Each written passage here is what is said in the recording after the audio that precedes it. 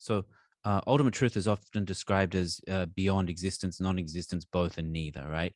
And there's this sort of like non-conceptual, undescribable experience. And so if ultimate truth is that, then how does that relate to ultimate truth being emptiness, for example? Or it seems like there's this nature of mind that exists, and that is the ultimate truth, and it's empty, but the ultimate truth isn't just emptiness. Well, I mean, this is where it gets quite subtle and also quite complicated. Okay, so when we say, ultimate truth is neither existence, nor non-existence, nor both, nor neither, are we saying that things are neither existence, nor non-existence, or both or neither, and that is the ultimate reality of things? Or are we taking something like emptiness, which is the ultimate truth, and then saying that ultimate truth cannot be characterized in any of these four ways? So I think that's a sort of it's not a straightforward statement.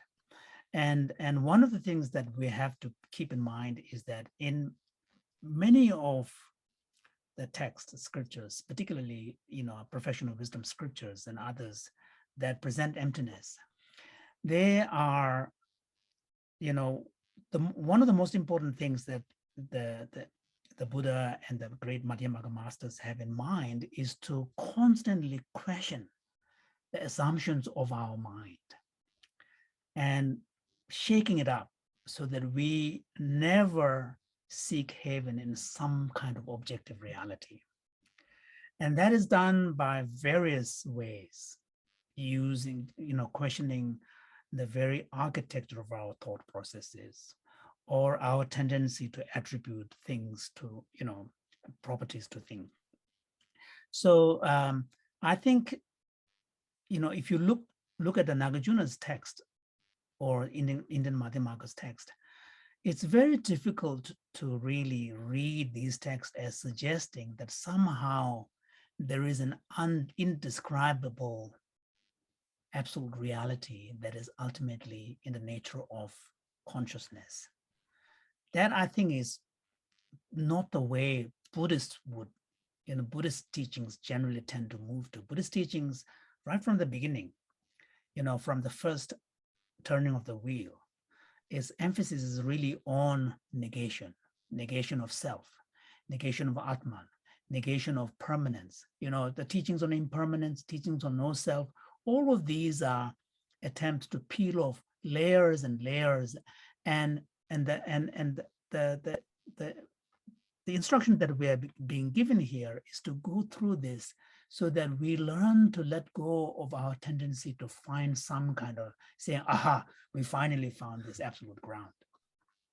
So to move towards a tendency, a direction where somehow we would like to see something that is indescribable yet absolute. Someone like Nagarjuna and the great Madhyamaka masters would argue that really is not a Buddhist way. You can have, for example, Advaita Vedanta is a very powerful teaching. And like Madhyamaka, they also present this whole process of deconstruction of our empirical world.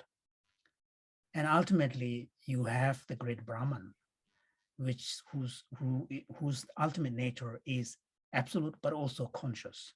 Mm. The great Madhyamaka master says, even, for example, like Shantarakshita, in his, auto commentary on Ornament of the Middle Way, actually points to that danger of thinking that the Advaita Vedanta's great Atman, great Brahman, is the same as emptiness. He says, no. He says one is absolute and the other is not. Yes. So I think it's important, and it's tough.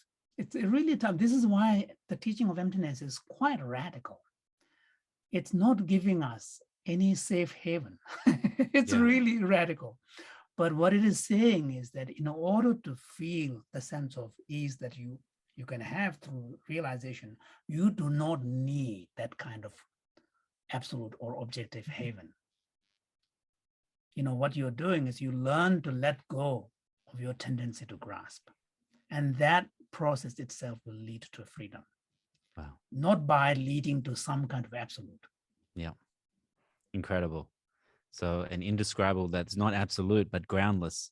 Yeah. And we so have this habit of grasping that we want to even grasp to the indescribable as absolute. Yeah. Well, I mean, this is why I think in Lojong teaching as well, we see that, for example, that our human mind is the moment we think something is important, something is precious, our tendency is to immediately grasp it, Mm, reify it, to make it real. And that's a very human tendency. And that's why, this teaching on emptiness of emptiness is a very, very important one, because so that we don't go to, through that route.